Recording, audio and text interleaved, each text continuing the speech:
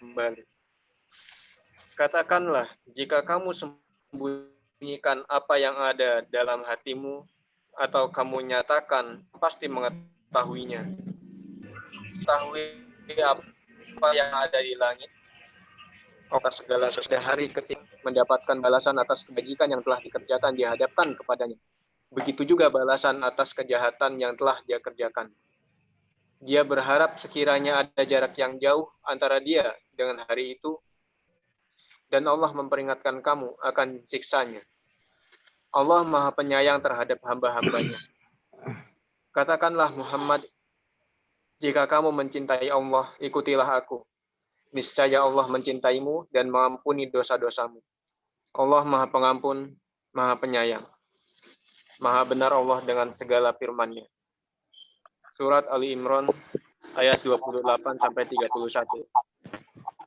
Assalamualaikum warahmatullahi wabarakatuh. Waalaikumsalam warahmatullahi wabarakatuh. Ya, terima kasih pada Ustadz Frido yang telah membacakan surat Al-Quran, surat apa? Ayat suci Al-Quran. Di situ terangkan tentang bagaimana cara bukti mencintai Allah dan mencintai Rasul.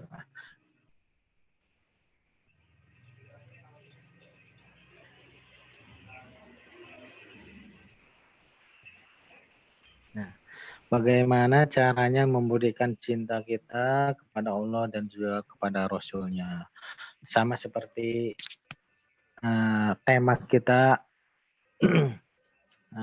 pada istihad kali ini ya, yaitu penerapan syariat Islam secara kafah, bukti cinta kepada Allah dan Rasul-Nya. Jadi bukti cinta kepada Allah dan Rasul-Nya adalah dengan penerapan syariat Islam secara kafah. Ya, nanti akan dijelaskan lebih lanjut oleh Ustadz Abu Maulana, guru kita semua. Halo Ustadz Abu, gimana, udah siap? Insyaallah. Ya. Saya ingatkan kembali ya, untuk para peserta dipersilakan untuk mengisi absensi. Nah, insya Allah ada e-sertifikat. Nah, nanti dikirimkan langsung melalui emailnya. Ya, nanti di kolom chat mungkin ada tuh linknya, link absen. Atau yang sudah melalui pendaftaran, nah itu bisa sudah termasuk absensi ya. Ya, kita fokuskan sejenak, kita dengarkan pemaparan materi yang akan disampaikan oleh Ustadz Abu Maulana dengan judul penerapan syarat Islam secara kafah, bukti cinta kita kepada Allah dan Rasul-Nya. Kepada Ustadz Abu Maulana dipersilakan. Silakan Ustadz Abu. Alhamdulillah, jazakallah khairan katsir Ustaz Jaja yang memberikan waktu pada akhir. Assalamualaikum warahmatullahi wabarakatuh. Waalaikumsalam warahmatullahi wabarakatuh. Nahmaduhu wa nasta'inuhu wa na'udzu billahi min syururi anfusina wa min sayyiati a'malina may yahdihillahu fala mudilla lahu wa may yudlil fala hadiyalah. Asyhadu an la ilaha illallah wahdahu la syarika lah wa asyhadu anna Muhammadan abduhu wa rasuluhu la nabiyya ba'da. Allahumma shalli wa sallim ala nabiyyina Muhammadin wa ala alihi wa ashabihi wa man da'a ilallah bidawatil Islam wa man tamassaka bi sunnati rasulih wa man tabi'ahum bi ihsanin ila yaumidin. Amma ba'd. Qala Allah fi kitabil karim, a'udzu billahi minasy syaithanir rajim. Bismillahirrahmanirrahim. Qul in kuntum tuhibbunallah fattabi'uni yuhibbukumullahu wa yaghfir lakum dzunubakum wallahu ghafurur rahim. Qala Rasulullah sallallahu alaihi wasallam,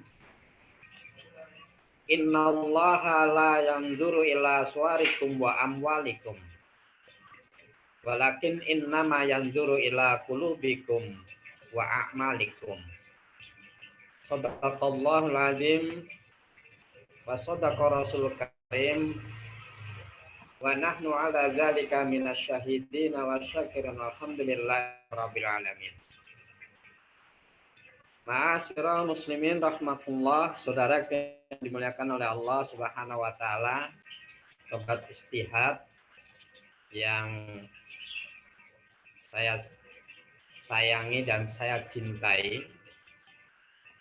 Marilah sama-sama kita panjatkan puji serta syukur kehadirat Allah Subhanahu wa taala atas segala limpahan rahmat, hidayah, juga nikmatnya. Shalawat serta salam selalu tercurah kepada junjungan kita Nabi besar Muhammad Sallallahu Alaihi Wasallam, kepada keluarganya, kepada para sahabatnya,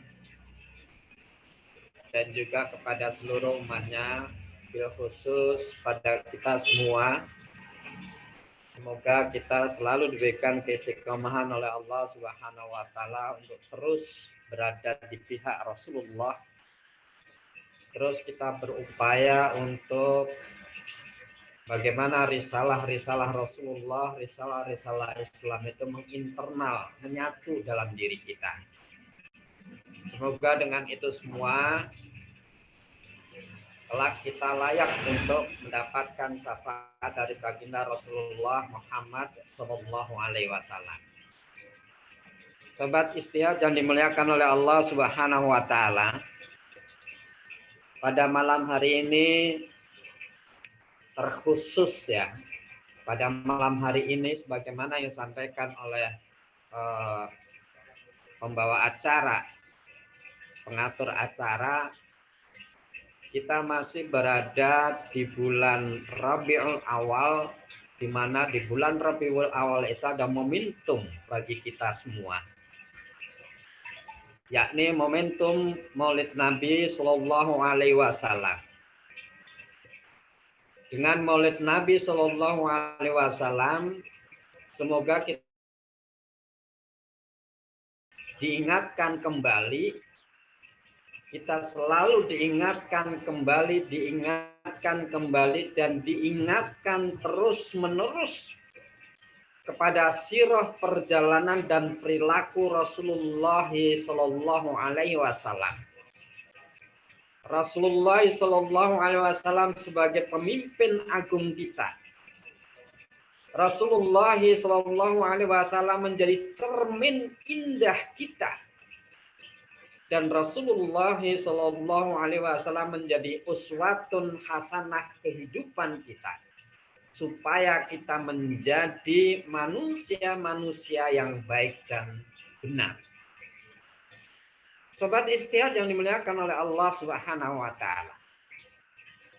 Nah, dengan ini kita bisa mengingat, sekalipun jarak kehidupan kita dengan Rasulullah Sallallahu Alaihi Wasallam sangat jauh, namun merupakan keimanan bagi kita, sehingga kita tidak bisa terlepas dari kehidupan Rasulullah Sallallahu Alaihi Wasallam, karena itu merupakan fondasi utama kita, fondasi keimanan kita, dan sekaligus wujud cinta kita kepada Rasulullah Muhammad Sallallahu Alaihi Wasallam. Nah, sobat istihad yang dimuliakan oleh Allah Subhanahu Wa Taala, Rasulullah Sallallahu Alaihi Wasallam, jika kita ibaratkan mata air, beliau merupakan mata air yang airnya sangat jernih. Airnya bersih dan bening, sedikit pun tiada noda. kita, jika kita ibaratkan kita ini adalah sungai-sungai kecil yang airnya kotor karena penuh dengan sampah. Kehidupan kita keruh karena penuh dengan lumpur di dalam kehidupan ini. Dengan demikian, ikhwan fillah rahimakumullah, jika Rasulullah SAW kita ibaratkan mata air yang airnya jernih, bersih, dan bening, tiada noda sedikit pun, sedangkan kita sungai-sungai kecil yang kotor, keruh, maka wajiblah bagi kita untuk sesering mungkin, untuk sekerap mungkin selalu mendekat kepada sumber mata air tersebut agar kita mendapatkan kebersihan kembali, agar kita mendapatkan kejernihan kembali. Dengan demikian, ikhwan fillah, sobat Istihad yang dimuliakan oleh Allah Subhanahu wa taala. Kemudian pertanyaan yang muncul dalam diri kita. Sekarang apa yang harus kita teladani dari Rasulullah Shallallahu Alaihi Wasallam?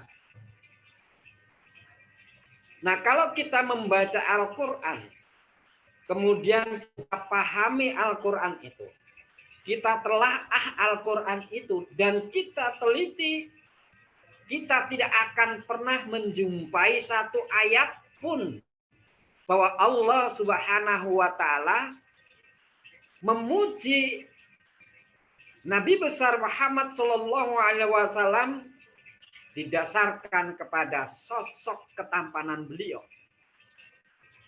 Dari sosok postur tubuh beliau. Padahal kalau kita lihat dari sosok ketampanan Rasulullah Sallallahu Alaihi Wasallam merupakan asanan nas khalqan khuluqa. Rasulullah Sallallahu Alaihi Wasallam adalah sebaik-baik manusia, kesempurnaan, ketampanannya begitu sempurna. Begitu juga Rasulullah Sallallahu Alaihi Wasallam. Allah tidak memuji Rasulullah Sallallahu Alaihi Wasallam dari nasab beliau. Padahal nasab Rasulullah Sallallahu Alaihi Wasallam adalah nasab termulia yang tiada bandingnya di dunia ini. Dan Allah Subhanahu Wa Taala tidak memuji Rasulullah Sallallahu Alaihi Wasallam, tidak memuji Muhammad kanjeng Rasulullah, kanjeng Nabi, didasarkan kepada kepintarannya, didasarkan kepada keilmuannya. Padahal Rasulullah Sallallahu Alaihi Wasallam dari sisi manusia adalah sempurna. Beliau memiliki kecerdasan yang sangat luar biasa. Inilah sebagaimana yang difirmankan oleh Allah Subhanahu wa taala, sebagaimana yang sudah kita bahas pekan yang lalu. Allah berfirman, "A'udzubillahi minasyaitonir rajim. Qul innama ana basarum mislukum yuha ilayya." Katakanlah, sungguh aku ini manusia biasa seperti kalian. Hanya saja aku telah diberi wahyu. Jadi ma'asyiral muslimin rahimakumullah, yang kita jumpai di dalam Al-Quran adalah Allah Subhanahu wa taala memuji sang Rasul, memuji kekasihnya itu dalam hal akhlaknya. Wa innaka la'ala khuluqin adil. Allah Subhanahu wa taala berfirman, sesungguhnya engkau Muhammad benar-benar berada di atas khuluq, di atas akhlak yang agung.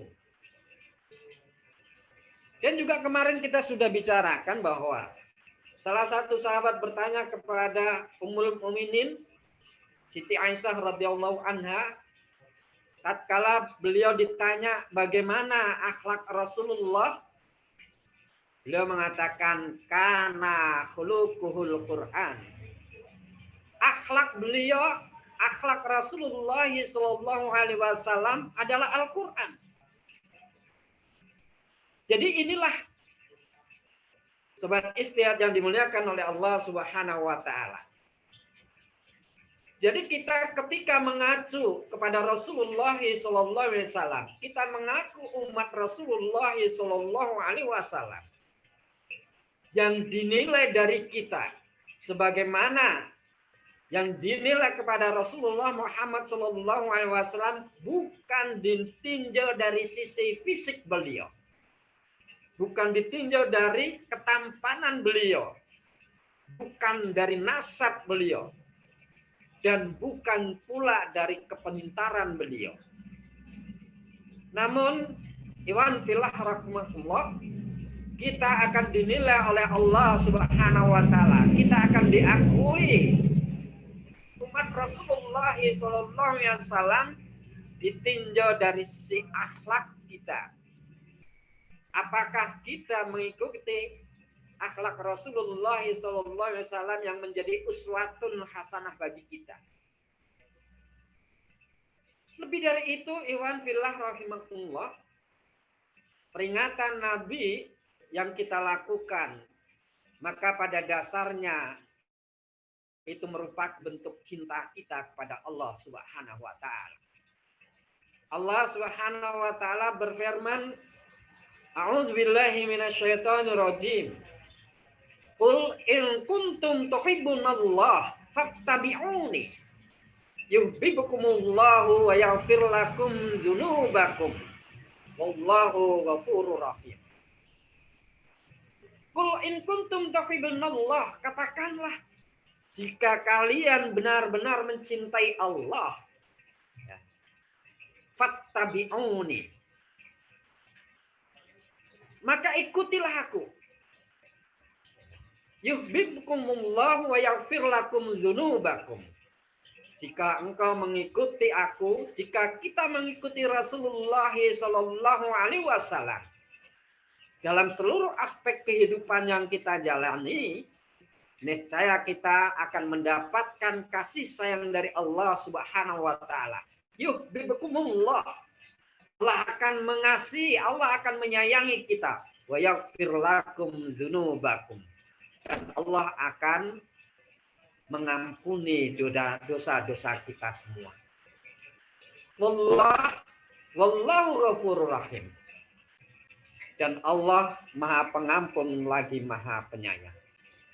Jadi ma'asyiral muslimin rahimakumullah, bentuk cinta kita kepada Allah Subhanahu wa taala, wajiblah kita mengikuti Rasulullah sallallahu alaihi wasallam.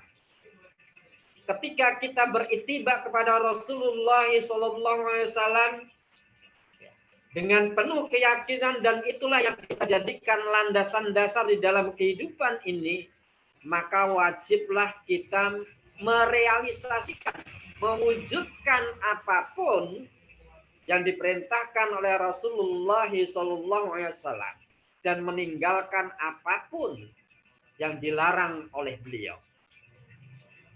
Sebab istihad yang dimuliakan oleh Allah Subhanahu wa taala.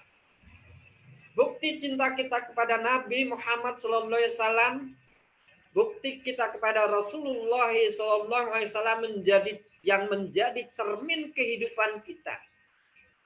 Wajib kembali lagi. Wajib untuk kita realisasikan di dalam kehidupan ini, karena Allah Subhanahu wa taala berfirman, "Fala wa rabbika la yu'minuna hatta yuhaqqimuka fima syajara bainahum. Summa la yajidu fi anfusihim kharajan mimma qadaita wa yusallimu taslima." Fala wa rabbika, maka demi Tuhanmu, la yu'minun, pada hakikatnya mereka tidak beriman, hatta yuhaqqimuka fima syajara bainahum, hingga mereka menjadikan kamu Muhammad sebagai hakim, sebagai pemutus terhadap perkara-perkara yang mereka perselisihkan. Sumala yajitu fi anfusihim harajan mimma qadaita wa yusallimu taslima. Kemudian terhadap putusan-putusan yang telah engkau putuskan, mereka tidak merasa di dalam hati mereka ada suatu keberatan sedikit pun. Wa yusallimu taslima, dan mereka menerima dengan sepenuhnya. Jadi iman fillah rahimahullah. Jika kita mengakui, jika kita mengklaim diri kita bahwa kita cinta kepada Rasulullah Sallallahu Alaihi Wasallam, agar kita tidak dikatakan klaim sepihak, maka wajiblah kita untuk mewujudkan apapun yang dibawa oleh Rasulullah Sallallahu Alaihi Wasallam dalam kehidupan kita saat ini. Itulah bukti cinta kita kepada Rasulullah Sallallahu Alaihi Wasallam. Itulah bukti kita cinta kepada Allah Subhanahu Wa Taala. Wa ma atakumur rasulu fakhudhu wa ma naharkum anhu fantahu. Apa yang diberikan oleh Rasul kepadamu, maka terimalah. Dan apa yang dilarang bagimu, maka tinggalkanlah. Lastaqullah, bertakwalah kalian kepada Allah. Innallaha syadidul iqab. Sesungguhnya Allah amatlah keras hukumannya. Jadi ma'asyiral muslimin rahmatullah. Bukti cinta kita kepada Allah dan Rasulnya adalah bagaimana seluruh apa yang diperintahkan oleh Allah dan Rasulnya kita laksanakan di dalam kehidupan. Dan ruang lingkup Islam sebagaimana ajaran-ajaran Rasulullah SAW sebagai pembawa risalah Islam. Risalah Islam itu meliputi seluruh aspek kehidupan kita.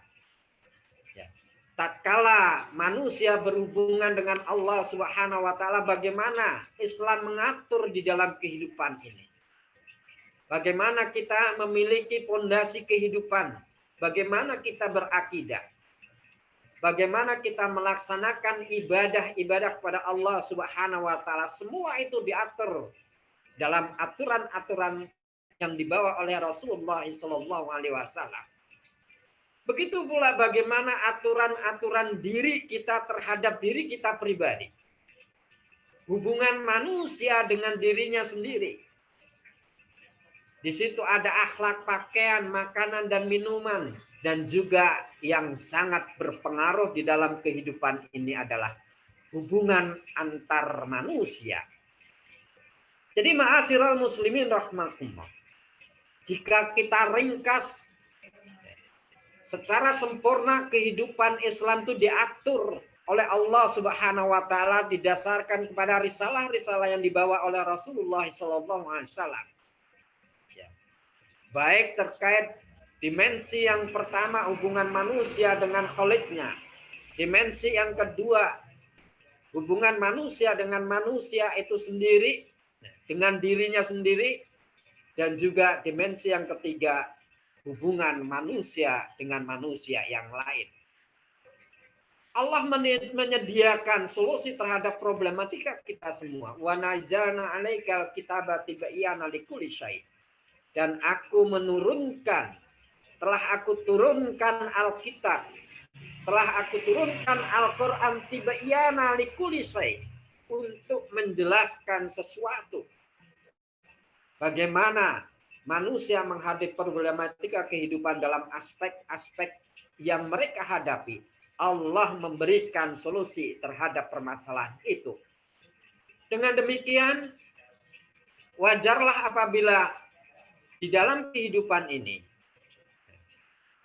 ketika kita menyelesaikan problema kehidupan kita, tidak mengacu kepada aturan-aturan Allah Subhanahu Wa Taala, kita diberikan kehidupan yang sempit. Sebagaimana yang kita alami saat ini, ma'asyiral muslimin, sobat istihad yang dimuliakan oleh Allah Subhanahu Wa Taala, sebagaimana yang disampaikan oleh pembawa acara, di tengah-tengah kegembiraan kita, di tengah-tengah kebahagiaan kita menyambut, memperingati atau kita diingatkan kembali kepada sirah Rasulullah SAW. Kita diingatkan kembali kepada perilaku Rasulullah SAW. Di tengah itu semua, secara fakta kita dihadapkan terhadap pelecehan. Yang itu sangat melukai hati kita. Namun demikian, iman fillah rahmatullah, tatkala ada orang yang melecehkan kepada orang yang sangat kita muliakan, yang sangat kita cintai, namun kita tidak memiliki sesuatu hal yang mampu untuk menghentikan itu. Kita tidak mampu untuk menjaga kemuliaan Rasulullah Sallallahu Alaihi Wasallam, yang itu tidak pernah terjadi di masa lampau. Nah, ini menunjukkan bahwa kemuliaan Rasulullah, kemuliaan kaum muslimin, kemuliaan kita semua itu dihinakan, itu diinjak-injak oleh orang-orang kafir yang kita sama sekali tidak mampu untuk membela diri. Hanya kita mampu sekedar, ya, tanda kutip sekedarnya di sini, mengutuk, kalaupun itu memiliki keberanian, dan juga bisa juga kita memboikot. Itu hal-hal yang bisa kita lakukan. Hanyalah itu yang bisa kita lakukan. Karena untuk menghentikan mereka sama sekali kita tidak memiliki kemampuan. Untuk itu kita harus introspeksi diri, ma'asyiral muslimin rahmatullah.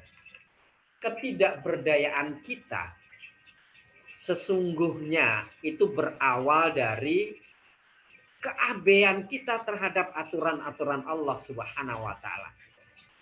Sehingga sudahkah kita mengamalkan aturan-aturan Allah?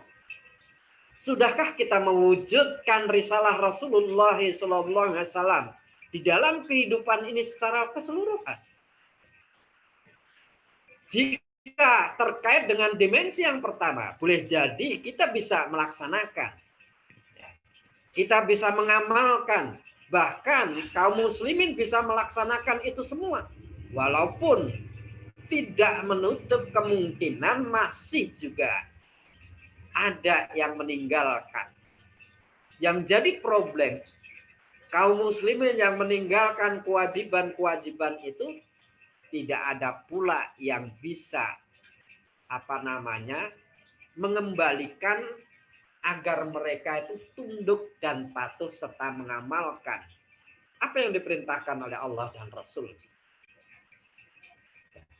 Di dimensi yang kedua, kita wajib juga mengucapkan alhamdulillah, puji syukur kepada Allah Subhanahu wa taala yang saat ini dengan kemajuan yang sangat luar biasa, kita harus berterima kasih kepada para pengemban dakwah yang memberikan penyadaran, yang memberikan sesuatu kepada umat sehingga umat menyadari bahwa dia diwajibkan oleh Allah Subhanahu wa taala. Tatkala di dalam aspek pakaian, minuman, makanan, akhlak, ya, sekarang sudah begitu kentara bahwa dimensi yang kedua, dimensi hubungan manusia dengan dirinya sendiri, itu sudah jauh lebih banyak peningkatan. Sekarang sudah tidak asing lagi kita melihat wanita-wanita yang menutup aurat begitu luar biasa. Itu pantas dan wajib untuk kita syukuri. Namun di satu sisi kita juga masih melihat berapa banyak kaum muslimin, mereka masih juga meninggalkan kewajiban-kewajibannya. Itulah kondisi kita. Dan itulah sesungguhnya pangkal dari seluruh problematika kehidupan kita. Bil khusus terkait dengan dimensi yang ketiga, yakni dimensi hubungan manusia dengan manusia yang lain. Kita sulit untuk menerapkan ekonomi yang didasarkan kepada perintah Allah dan Rasul-Nya. kita sulit untuk merealisasikan hubungan manusia dengan manusia yang lain dari aspek pergaulan, dari aspek pendidikan, dari aspek politik, dari aspek-aspek yang lainnya dengan hukum-hukum Allah Subhanahu wa taala. Bukan kita tidak mau mengamalkan itu semua. Bukan kita tidak mampu dan tidak ingin mewujudkan apa yang diperintahkan oleh Allah Subhanahu wa taala. Karena di dimensi yang ketiga ini merupakan amanah yang tanggung jawabnya ada pada institusi. Jadi yang menghilangkan kemaksiatan dalam satu sistem itu adalah tanggung jawab institusi. Dengan demikian, keberadaan institusi yang menerapkan sistem dan hukum-hukum Islam, maka kehidupan kaum muslimin terikat dengan tata aturan hukum-hukum yang justru berasal dari selain Allah dan Rasul-Nya. Itulah sesungguhnya yang menyebabkan kita berada pada kondisi yang terhinakan saat ini. Jadi ma'asyiral muslimin rahmatullah. Itulah tugas kita semua. Kita harus mulai menyadari, kita harus merubah mindset berpikir kita. Kita harus merealisasikan di dalam kehidupan ini sebagaimana Allah dan Rasul-Nya perintahkan. Karena itu merupakan suatu bukti cinta kita kepada Allah dan Rasul-Nya. Penerapan syariat Islam secara totalitas, penerapan syariat Islam secara kafah, itulah sekali lagi bukti cinta kita kepada Allah dan Rasul-Nya yang insya Allah menjamin, Rasulullah menjamin di saat kita menerapkan seluruh apa yang diperintahkan oleh Allah dan Rasul-Nya, kita akan diberikan keberkahan kehidupan, keberkahan hidup di dunia maupun hidup di akhirat. Untuk itu, iwan fillah rahmatullah, dari itu semua, maka 3 pilar penerapan syariat Islam yang akan memberikan keberkahan kehidupan kita. Yang pertama adalah bagaimana kita menciptakan diri kita menjadi individu-individu yang bertakwa. Yang kedua, ma'asyiral muslimin rahmatullah. Pilar penerapan syariat Islam itu bukan hanya ada pada individu-individu, namun kita harus membentuk masyarakat. Masyarakat yang di dalamnya memiliki kepedulian terhadap sesama. Jika saudara-saudara kita berada pada kondisi yang agak menyimpang, wajiblah bagi kita untuk mengingatkan kepada mereka. Jika saudara-saudara kita mendapatkan kesusahan, wajib bagi kita untuk membantu mereka, meredakan atau mengurangi kesusahan yang mereka hadapi. Inilah bentuk dari masyarakat muslim yang saling memiliki kepedulian, saling membantu, saling tolong-menolong. Mereka adalah kita, kita adalah mereka. Itulah kesatuan, itulah ukhuwah Islamiyah yang wajib dibentuk, yang wajib untuk dibangun di tengah-tengah masyarakat, di tengah-tengah kaum muslimin. Ma'asyiral muslimin rahmatullah. Namun demikian, masyarakat akan sibuk dengan urusannya masing-masing. Individu akan sibuk dengan urusannya sendiri-sendiri.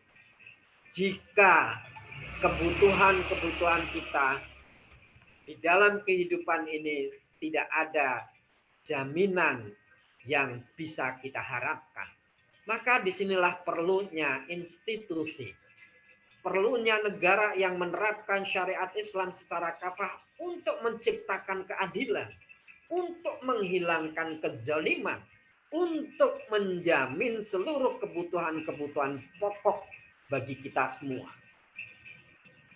Jadi itulah tugas negara, bagaimana mendistribusikan kekayaan negara. dalam rangka untuk menjamin kebutuhan-kebutuhan rakyatnya. Jadi ma'asyiral muslimin rahmatullah, ini semua akan mampu tercipta apabila kita menyadari kondisi kita saat ini, keterpurukan kita, kehinaan kita, bahwa kita berada pada kondisi krisis di segala bidang, krisis multidimensional karena kita abai terhadap perintah-perintah Allah Subhanahu wa taala. Terkhusus terkait dengan persoalan-persoalan aspek-aspek yang menyangkut antara hubungan manusia dengan manusia yang lainnya. Jadi ma'asyiral muslimin rahmatullah, sekali lagi, bukti cinta kita kepada Allah dan Rasul-Nya, yakni dengan menerapkan syariat Islam secara kafah, dengan tegaknya syariat Islam itu, niscaya akan terwujud keadilan dan lunaknya kezaliman. Itulah sobat istihad yang dimuliakan oleh Allah Subhanahu wa taala, jika kita dihadapkan kondisi saat ini yang kontradiksi sebagaimana yang telah ditetapkan oleh Allah dan Rasul-Nya, maka kita dituntut oleh Allah dan Rasul-Nya agar kita berupaya semaksimal mungkin dengan kesungguhan, ya, betul-betul serta kedisiplinan ya, untuk berupaya membuktikan, ya, agar syariat Islam itu diterapkan di dalam kehidupan ini. Dan syariat Islam secara totalitas akan bisa terwujud apabila ada institusi yang menegakkan, yakni tegaknya sistem Islam hanya di bawah naungan khilafah Rasyidah ala minhaji nubuwah. Nah, itulah tugas kita semua dalam rangka untuk menegakkan, dalam rangka untuk mewujudkan semua itu kita lakukan. Pertama, ya, untuk membuktikan kita bahwa kita cinta kepada Allah Subhanahu wa taala dan Rasul-Nya. Yang kedua, kita memiliki kepedulian antar sesama, di mana tidak ada atau tidak tegaknya sistem Islam, tidak tegaknya aturan-aturan Islam, itulah yang membuat keterpurukan manusia dalam segala bidang. Mudah-mudahan insya Allah kita selalu diberikan kesehatan oleh Allah Subhanahu wa taala agar kita diberikan kemampuan untuk menjadi salah satu hamba-hamba Allah, umat Rasulullah Sallallahu Alaihi Wasallam yang menegakkan watak ala minhaji nubuwah. Demikian paparan yang sedikit, mudah-mudahan bermanfaat bagi kita semua. Hadanallahu wa iyyakum ajmain, billahi taufiq wal hidayah. Assalamualaikum warahmatullahi wabarakatuh. Saya kembalikan kepada pengacara. Waalaikumsalam warahmatullahi wabarakatuh. Ya, terima kasih kepada Ustaz Abu Maulana yang telah menjelaskan tentang bagaimana kita mencintai Allah dan mencintai Rasul-Nya. Di segala permasalahan yang menimpa umat ini, yang menimpa umat Islam ini, segala penghinaan, pelecehan, dan semua hal-hal yang menimpa umat Islam dikarenakan karena ditinggalkannya hukum-hukum Allah, karena tidak diterapkannya syariat Islam secara kafah. Nah, dengan menerapkan syariat Islam secara kafah ini sebagai bukti kita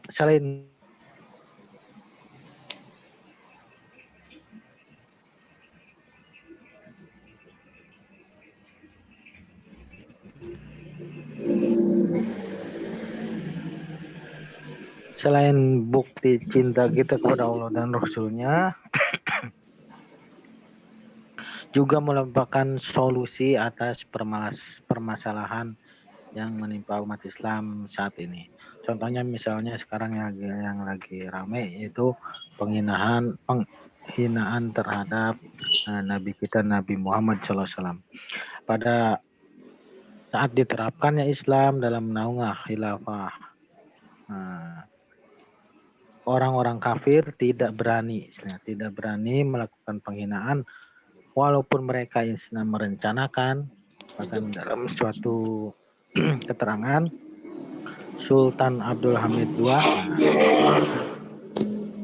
pembelaan, bahkan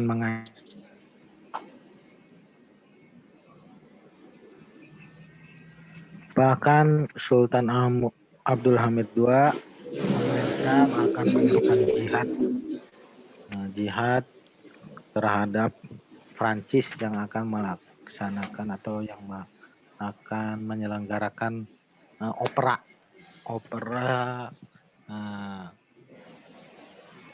terhadap Nabi Muhammad SAW. Bahkan sebelumnya, ketika khilafah berdiri, jangankan penghinaan terhadap Nabi, istilahnya hanya diselenggarakannya dansa, yaitu silat antara laki-laki dan perempuan pada masa Sulaiman Al-Qanuni, itu mengirimkan surat apabila dilaksanakan yaitu dansa itu, maka mendapatkan ancaman dari Sultan Sulaiman Al-Qanuni. Bahkan setelah itu 100 tahun itu Eropa tidak pernah menyelenggarakan dansa semenjak diancam oleh Sultan Sulaiman Al-Qanuni. Nah, begitulah. Jadi penerapan syariat Islam secara kafah ini selain bukti cinta kita kepada Allah dan Rasul-Nya, dan juga merupakan solusi atas segala permasalahan yang menimpa umat Islam. Baik itu tentang kemuliaan Islam, atau kesejahteraan, atau ketidakadilan yang menimpa umat ini.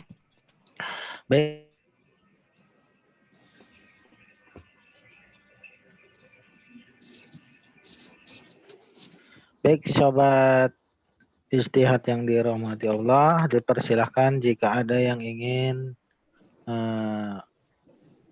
memberikan pertanyaan atau memberikan tambahan atau tanggapan terhadap materi yang disampaikan. Kita kan itunya ngobrol bareng Istihad. Dipersilakan. Atau misalnya saya ingin minta pendapat Ustadz Abu Maulana ini tentang kejadian yang menimpa umat Islam saat ini nih. Apalagi misalnya seperti kalau di luar sih, misalnya di Timur Tengah, mereka sudah melakukan istilahnya ada reaksi terhadap penghinaan terhadap Nabi Muhammad. Ini bagaimana di dalam negeri kita nih, Ustadz Abu? Bahkan masalah yang lebih memprihatinkan ini malah yang mengaku Islam sendiri malah yang membela terhadap penghinaan Nabi ini.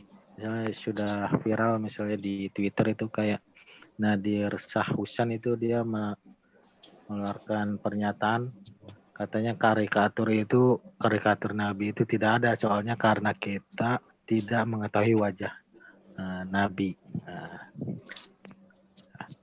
Bagaimana tuh Ustaz? Baik.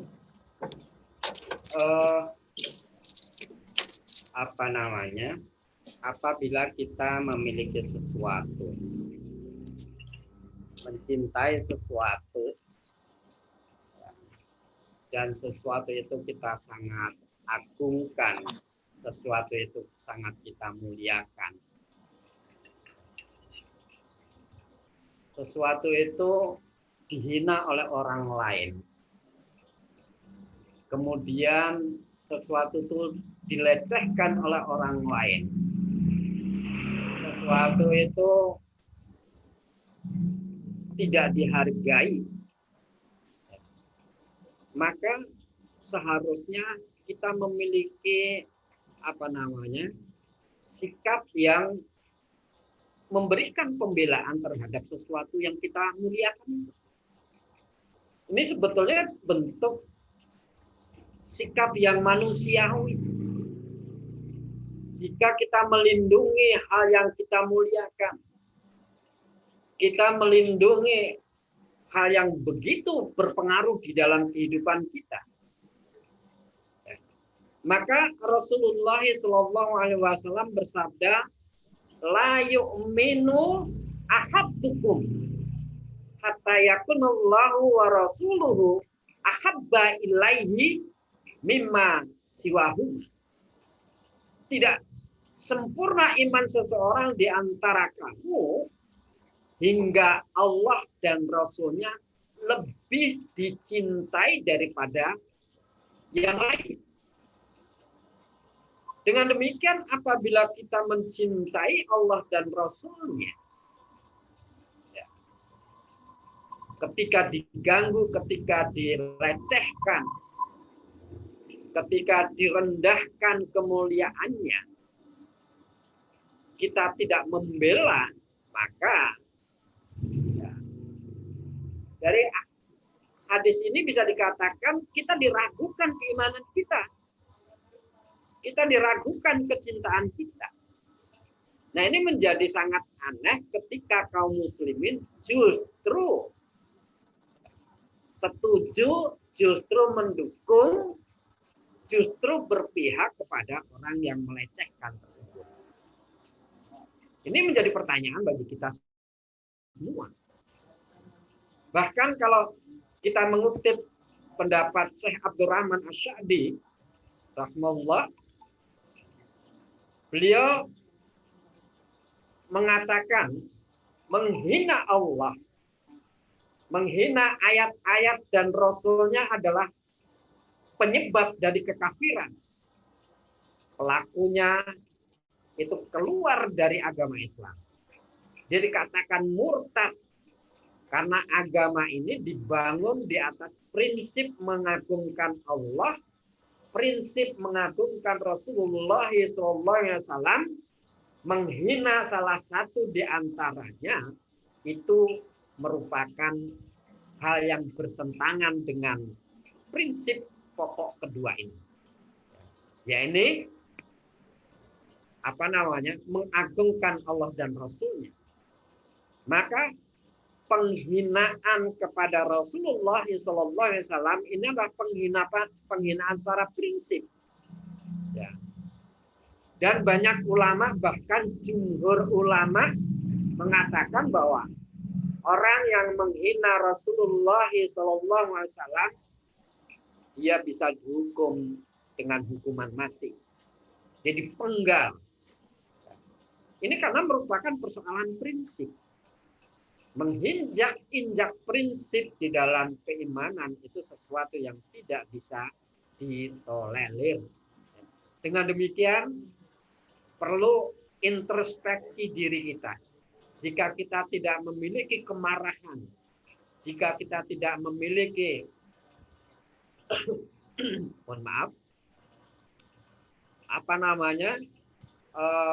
kemarahan terhadap orang-orang yang menghina prinsip-prinsip keimanan kita, maka sebagaimana juga yang dikatakan oleh Buya Hamka, jika agama kalian, jika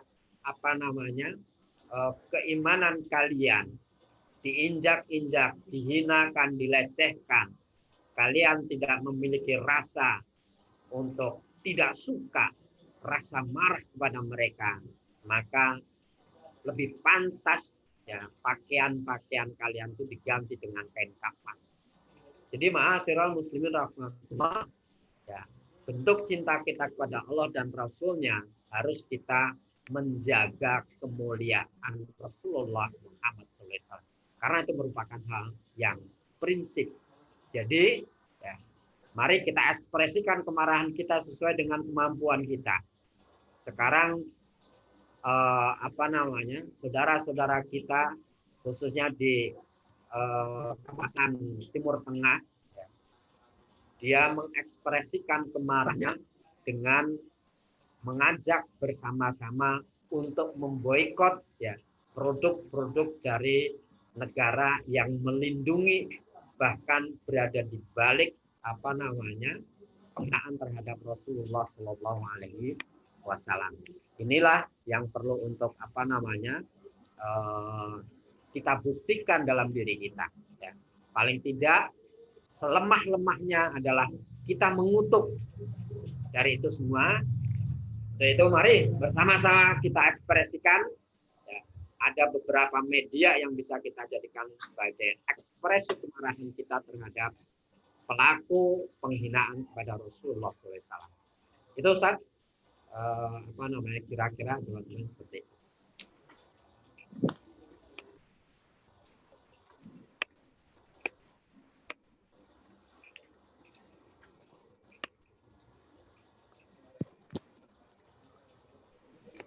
Halo, Ustaz Jaja.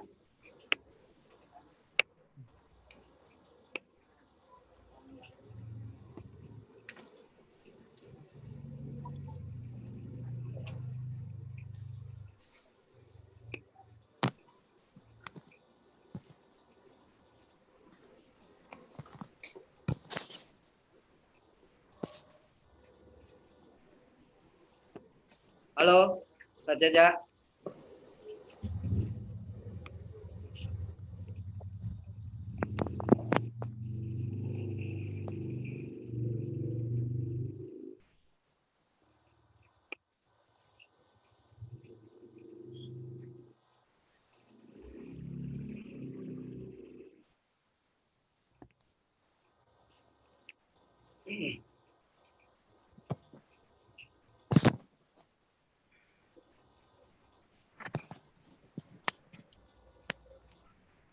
Ya, halo. Halo. Halo. Ya, maaf, jaringannya terputus tadi. Ya, silakan Sobat Istihad. Tadi penjelasan dari Ustadz Abu. Silakan, ada yang mau ditanyakan lagi? Ada di kolom pertanyaan tadi Jaja. Oh, sebentar Di saya chatting. baca ya. Ya.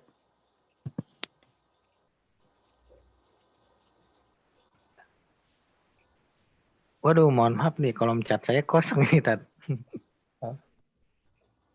Baik, ini pertanyaan yang sama dari Ustaz Khairul. Dengan adanya reaksi terhadap gambar kartun Nabi yang bersamaan, hampir semua negara Muslim, bahkan seruan boikot produk negara dari negeri Prancis yang didukung oleh MUI, apakah ini menunjukkan umat Islam makin paham dengan ajaran agama Islam? Ya, harapan saya pribadi semoga itu memberikan kesadaran bagi kita semua, kaum muslimin, bahwa kita memiliki marwah kemuliaan yang wajib untuk dijaga.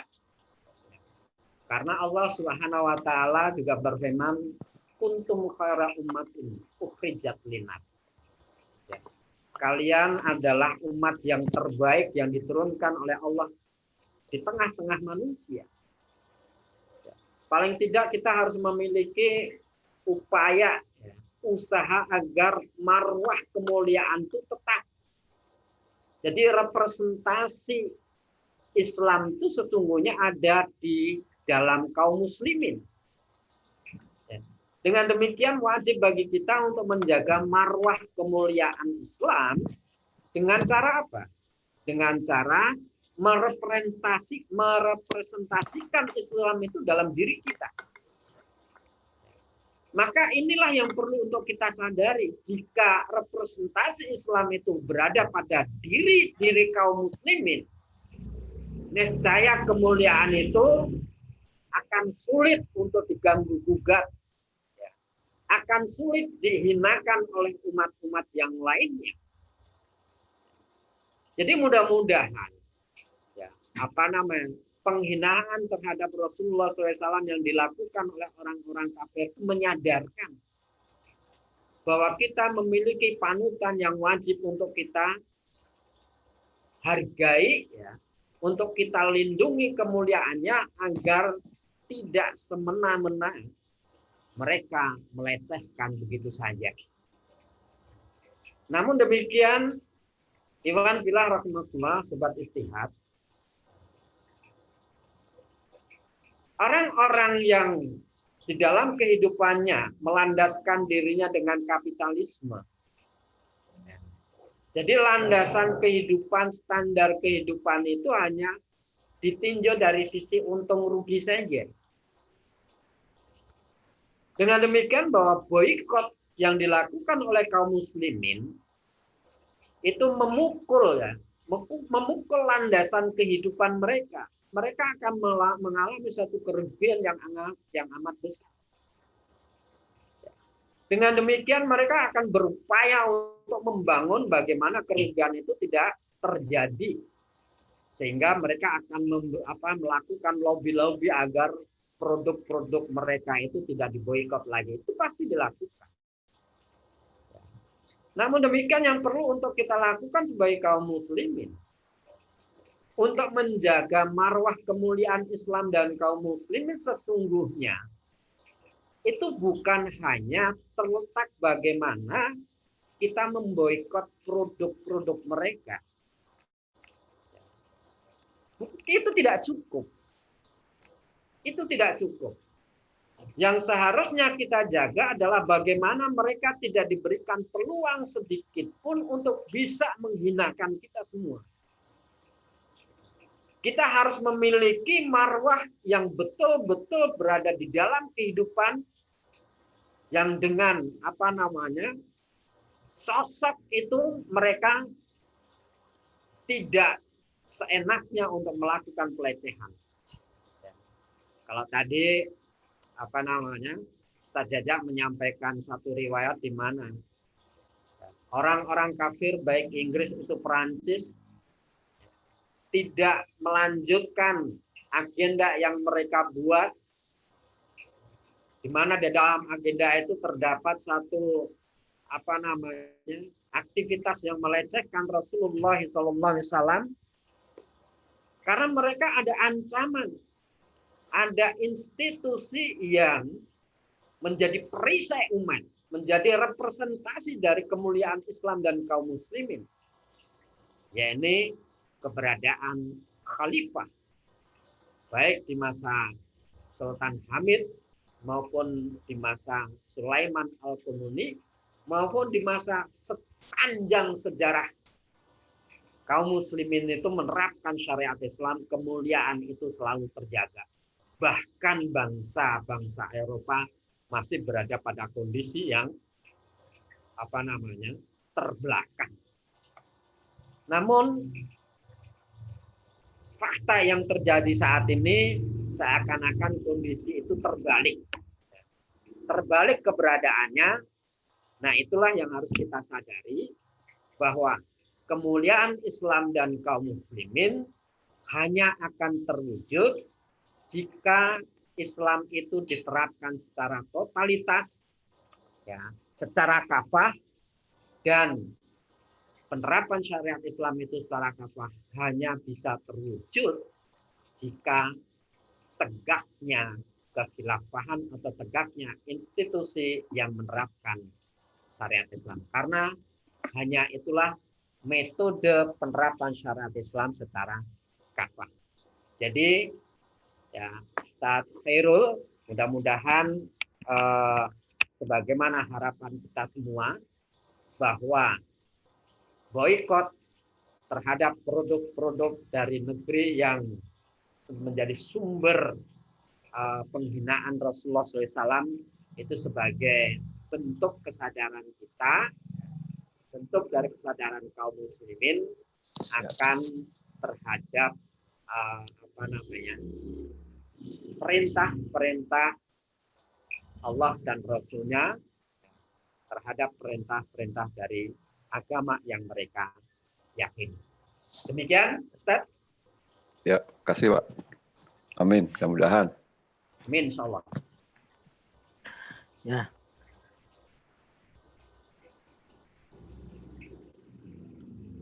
Ya, terima kasih Ustaz Abu atas penjelasannya. Ini sepertinya tidak ada yang bertanya lagi, tapi saya mau terakhir nih. Sebentar di dalam Ustaz Jajak, sebentar. Ya, Pak. Ada di kolom chat itu ada lagi. Pak Hajar ya bertanya ya. terkait dengan Ustaz, bagaimana tindakan seorang muslim yang membunuh penghina Nabi tanpa harus menunggu fatwa ulama sebagaimana bentuk kecintaannya kepada Nabi, ya, apakah dibolehkan oleh syariat Islam dan apakah pelakunya itu apa nih? Ketika mati dijamin masuk surga sebagaimana kejadian yang ada di Perancis. Insya Allah. Ya, insya Allah. Jadi Iwan Filah rahimahullah, terus terang bahwa kemudahan Islam itu akan begitu kuat ketika ada penopang pelaksana ideologi Islam, yaitu Khilafah Rasyidah ala minhajin nubuwah. Namun demikian saat ini ideologi itu baru ada dalam diri individu kaum muslimin. Maka bentuk kecintaan kepada Rasulullah SAW itu diekspresikan secara individual. Nah, kita tidak bisa menyalahkan hal itu. Namun juga yang harus kita perhatikan, apakah tindakan seorang muslim untuk membunuh penghina Nabi tanpa menunggu fatwa itu bentuk apa? Mengekspresikan bentuk kecintaan itu dibenarkan. Nah, ini kembali lagi kita lihat. Dari sisi hukum, jumhur ulama sudah mensepakati bahwa hukuman bagi penghina Nabi, penghina Rasul itu adalah apa namanya? Dibunuh. Ya, kecuali mereka bertobat. Ini bisa dipertimbangkan. Pertobatan mereka atas segala apa yang mereka lakukan, ini bisa diterima. Namun yang terjadi itu bukan hanya sekali dua kali. Bukan hanya sekali dua kali. Itu merupakan bentuk pelecehan yang betul-betul pelecehan. Maka reaksi ini harus ditunjukkan oleh pemimpin-pemimpin kaum muslimin. Yang, mohon maaf ya, kembali mohon maaf, yang celakanya itu tidak dilakukan oleh pemimpin-pemimpin kaum muslimin. Karena kembali lagi, pemimpin-pemimpin itu seharusnya menjadi perisai di mana umat itu berlindung di belakang mereka. Ketiadaannya inilah yang membuat kaum muslimin itu bagaikan anak ayam yang ditinggal induknya. Mereka berpencar ya, akan apa namanya melakukan apapun yang mereka yakini dan juga secara apa namanya sudah dimaklumi bahwa bagi penghina Nabi itu adalah hukumannya mati. Mudah-mudahan kita berdoa berharap kepada Allah agar sang pelaku itu dimasukkan oleh Allah Subhanahu wa taala di dalam surganya. Dan yang kedua, semoga itu menjadi bentuk perhatian agar orang tidak dengan seenaknya mereka melakukan pelecehan, melakukan penghinaan, ya. Karena jika mereka melakukan penghinaan seperti itu, tidak akan menutup kemungkinan akan terjadi hal yang serupa. Namun demikian, itulah ya bentuk ekspresi kecintaan kita kepada Rasulullah SAW diwujudkan dengan tindakan-tindakan pribadi dikarenakan yaitu tadi institusinya belum memungkinkan untuk melakukan, maka secara pribadi ya, walau alam kita serahkan kepada Allah Subhanahu wa taala. Namun kita berharap bahwa pelakunya itu mendapatkan ampunan Allah Subhanahu wa taala dan mereka dimasukkan surga oleh Allah Subhanahu wa taala. Itu Ustaz Fajar, Mas Fajar terkait dengan pelaku ya pembunuhan terhadap penghina Nabi Shallallahu alaihi wasallam. Karena itu bentuk kecintaan merupakan tadi saya katakan merupakan prinsip di dalam keyakinan kita. Demikian. Ya, terima kasih Ustaz Abu. Ada lagi nggak chatnya tadi? Soalnya di saya kosong ini. Habis ya? Kayaknya sudah nggak ada nih, sebentar. Nggak ada. Mohon maaf, Sudah nggak ada. nggak ada ya? Ya. Mohon maaf nih saya di jaringannya putus nyambung. Nah, terakhir dari saya mungkin ya, Ustaz ya. Ini, Barangkali yang lainnya. yang lain silakan. Ya. Assalamualaikum Ustaz.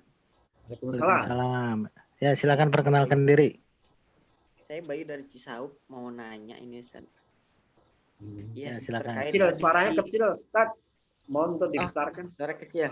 Ya. Iya. Udah jelas Ustaz? Baik. Halo.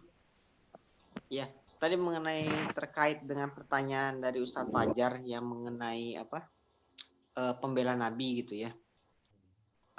Yang akhirnya kan saat ini itu dikaitkan dengan bagaimana kaum muslimin itu suka membantai gitu. Dan akhirnya kembali lagi ke mengungkit tentang pembantaian Armenia.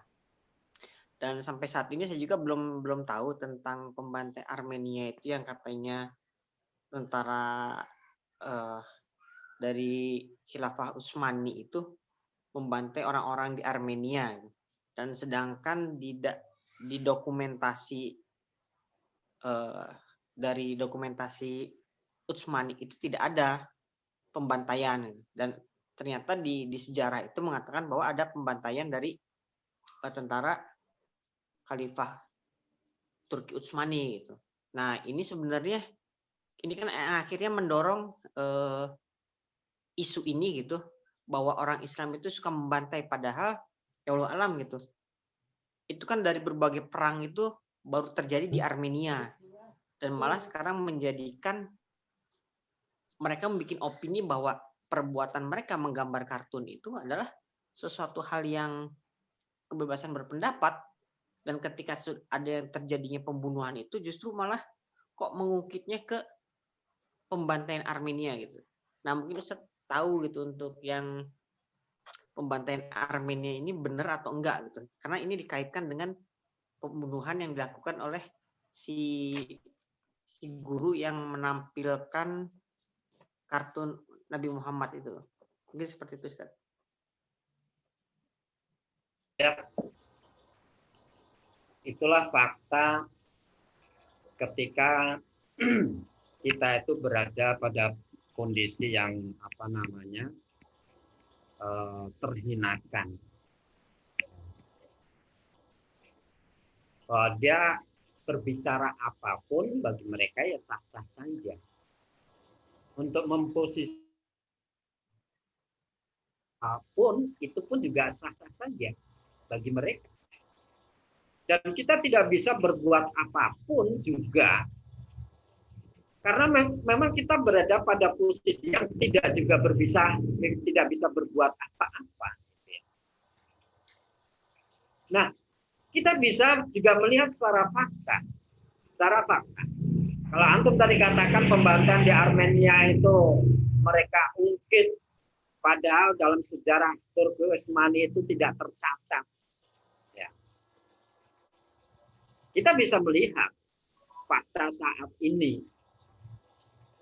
Ketika kaum muslimin yang membunuh orang yang menghina Rasulullah SAW, mereka kemudian hubungkan dengan persoalan-persoalan yang bagaimana, yang menurut mereka itu dilakukan oleh kaum muslimin yang kejam dan lain sebagainya, membantai dan lain sebagainya.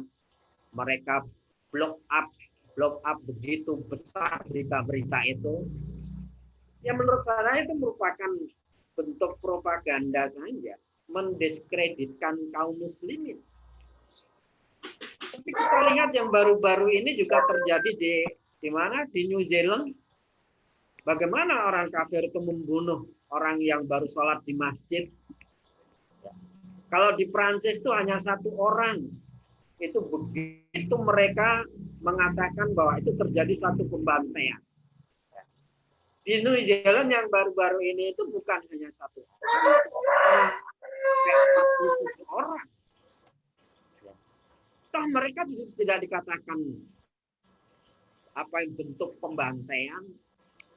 Ya. Kembali lagi di sini. Jadi itu merupakan suatu propaganda yang memang apa namanya sejak di masa Rasulullah SAW akan selalu ada. Fitnah itu akan selalu ada. Tetapi fakta-fakta sejarah juga bisa kita lihat bagaimana orang-orang Andalusia pada masa itu mereka lebih suka hidup di bawah naungan sistem Islam dibandingkan dengan sistem yang lain. Pasukan kaum muslimin yang hadir di negeri mereka itu lebih dicintai daripada pasukan Romawi. Ya. Itu merupakan satu bukti pula bahwa justru yang melakukan pembantaian itu adalah bukan kaum muslimin. Siapa sekarang yang mengatakan bentuk pembantaian yang ada di Palestina yang dilakukan oleh Israel? Enggak ada. Tapi ketika pelakunya itu adalah kaum muslimin, mereka memberikan propaganda, memberikan fitnah yang begitu sangat luar biasa. Karena faktanya, siapa yang memicu perang dunia pertama itu bukan kaum muslimin. Yang memicu perang dunia kedua itu juga bukan kaum muslimin. Siapa yang memicu terjadinya pembantaian di Eropa itu juga bukan kaum muslimin. Justru hadirnya pasukan kaum muslimin, justru hadirnya kaum muslimin itu memberikan perlindungan kepada mereka, memberikan jaminan keselamatan bagi mereka. Jadi ya kembali lagi, inilah yang kita rasakan ketika kaum muslimin itu tidak ada induknya yang bisa melindungi kaum muslimin dan Islam itu sendiri. Itu Ustaz Bayu, ya, mudah-mudahan kita tidak terbawa oleh propaganda yang mereka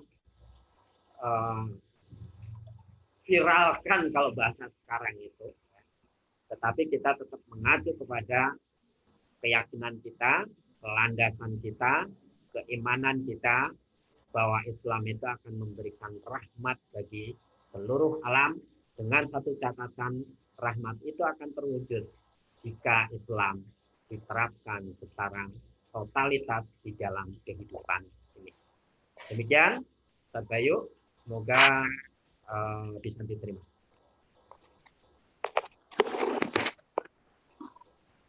Ya, baik Ustaz, terima kasih. Ya, alhamdulillah.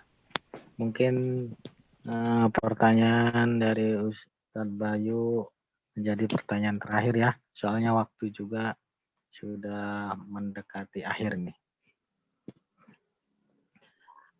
Ya, terima kasih pertama kepada Ustadz Abu yang pertama memberikan penjelasan tentang bukti cinta kita kepada Allah dan Rasul-Nya dengan menerapkan syariat Allah secara kafah dan juga telah menjawab berbagai pertanyaan yang diberikan.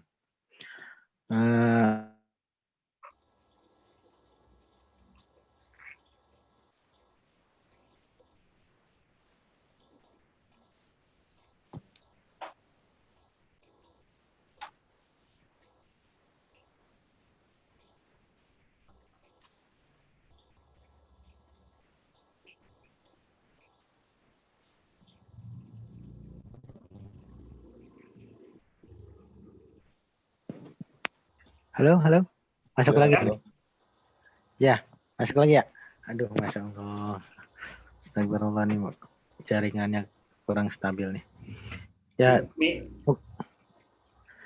mungkin dari Ustadz Abu ada kata penutup, dipersilakan Ustadz Abu sebelum kita tutup nanti dengan doa. Baik, kata penutupnya bagi kita, ya, Iwan Billah, sobat istiad yang dimuliakan oleh Allah Subhanahu wa Ta'ala. jika kita memang mencintai Allah dan Rasul-Nya, kita wajib untuk merealisasi, buktikan cinta itu di dalam kehidupan dengan semaksimal mungkin untuk berupaya menerapkan syariat Islam secara kafah. Namun demikian, sempurna apapun penerapan syariat Islam, jika itu hanya dilaksanakan secara individual, itu tidak akan banyak memberikan pengaruh di dalam kehidupan secara umum.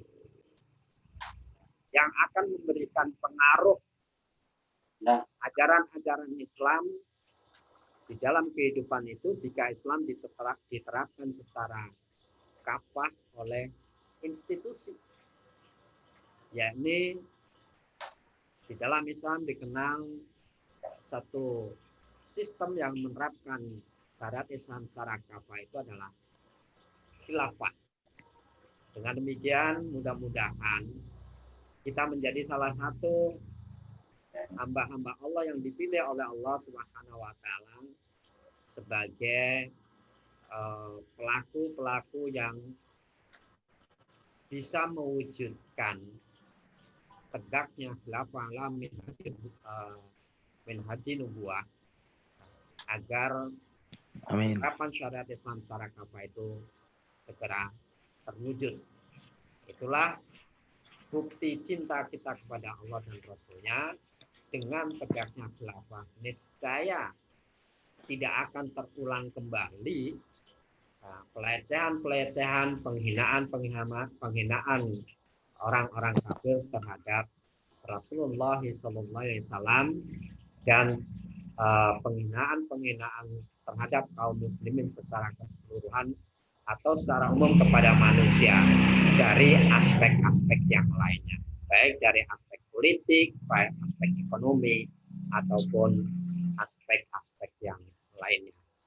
Dengan demikian, semoga kembali lagi kita diberikan kesempatan, kita diberikan kemampuan untuk menjadi bagian dari umat Rasulullah yang bisa mewujudkan tegaknya khilafah ala minhaji nubuwah. Demikian harapan kita semua. Semoga dikabul oleh Allah Subhanahu wa taala. Amin. Amin. Amin ya Allah ya Rabbal alamin. Demikian Ustaz saja kata penutup dari saya pribadi. Ya, terima kasih. Alhamdulillah sobat Istihad yang dirahmati Allah, dari awal hingga akhir kita bisa melaksanakan kajian istihad kita pada Ahad ini. Kita tutup kajian kita dengan membacakan doa kepada Allah Subhanahu wa taala yang insya Allah akan dipimpin oleh Ustadz Khairul Hamdi. Ustadz Khairul Hamdi. Ya. Ya, dipersilakan untuk memimpin doa. Ya. Bismillahirrahmanirrahim. Assalamualaikum warahmatullahi wabarakatuh. Waalaikumsalam. Ikhwan fillah yang dimuliakan Allah SWT, marilah kita tutup kajian malam hari ini dengan kita berdoa bersama-sama. Semoga apa yang disampaikan bisa kita pahami dengan mudah, bisa kita amalkan semampu kita, dan semoga Allah memberikan kemudahan-kemudahan buat kita di dalam rangka untuk selalu istiqomah di dalam menjalankan dakwah jalan Allah. A'udzubillahi minasyaitonirrajim. Bismillahirrahmanirrahim. Alhamdulillahi rabbil alamin. Hamdan naimin, hamdan syakirin, hamdan yuwafi ni'amahu wa yukafi'u mazidah. Ya Rabbana lakal hamdu kama yanbaghil jalali wajhikal karim wa adhimil sultanik. Allahumma salli ala Sayyidina Muhammad Salatan tunjina biha min jami'il ahwali wal afat. Wa taqbilana biha jami'il hajat. Wa tutahhiruna biha min jami'is sayyi'at. Wa tarfa'una biha indaka a'lad darajat. Wa tuballighuna biha aqsal khayat min jami'il khairati fil hayati wa ba'dal mamat. Assalamu alayka ayyuhan nabiyyu wa rahmatullahi wa barakatuh. Wassalamu alal mursalin bi rahmatika ya arhamar rahimin. Allahumma fir lil muslimina wal muslimat wal mu'minina wal mu'minat al ahya'i minhum wal amwat innaka sami'un qaribun mujibud da'wat. Rabbana faghfir lana dunubana wa dunuba liwalidaina warhamhuma kama rabbayani shighara. Rabbana awzi'na an ashkura ni'mataka allati an'amta alayya wa ala walidayna wa an a'mala shalihan tardahu wa adkhilna bi rahmatika fi ibadika shalihin. Allahumma a'inna ala dzikrika wa syukrika wa husni ibadatik. Allahumma inna nas'aluka bi husnil khatimah wa na'udzu bika min su'il khatimah wa tawaffana muslimin ya Allah ya rabbal alamin. Allahumma arhamna bitaufiqi wal hidayah. Allahumma arhamna bitatbiqi syariatil islamiyah. Allahumma arhamna biiqamatil khilafati ala minhajin nubuwah. Rabbana atina fid dunya hasanah wa fil akhirati hasanah wa qina adzabannar. Subhana rabbika rabbil izzati amma yasifun. Wassalamun alal mursalin walhamdulillahi rabbil alamin. Al-Fatihah. Alhamdulillahirabbil alamin.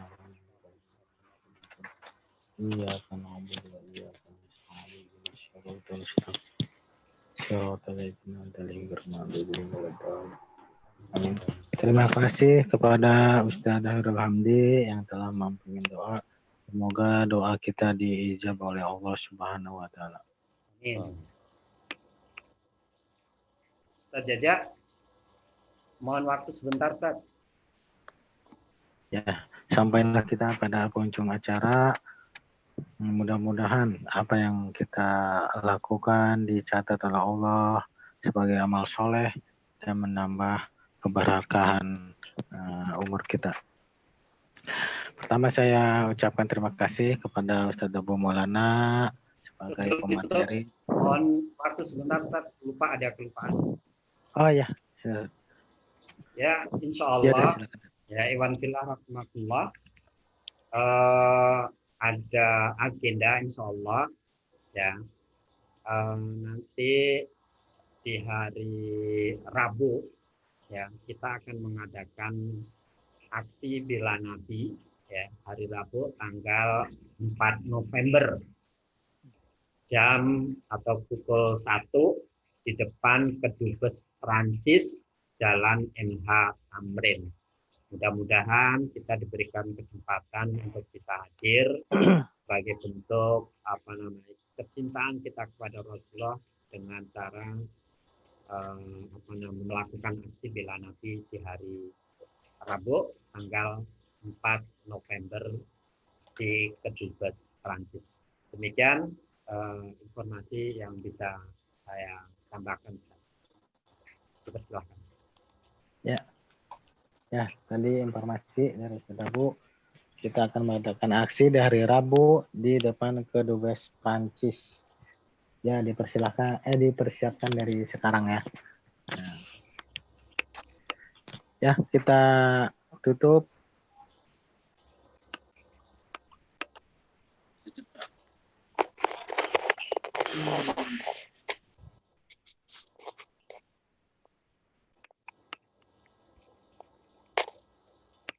Hilang lagi nih suaranya saja ya.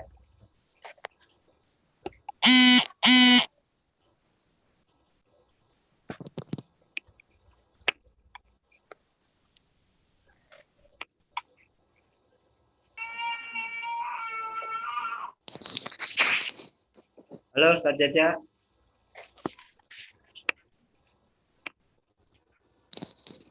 Kalau telepon masuk kayak nggak connect kali. Nggak connect nih.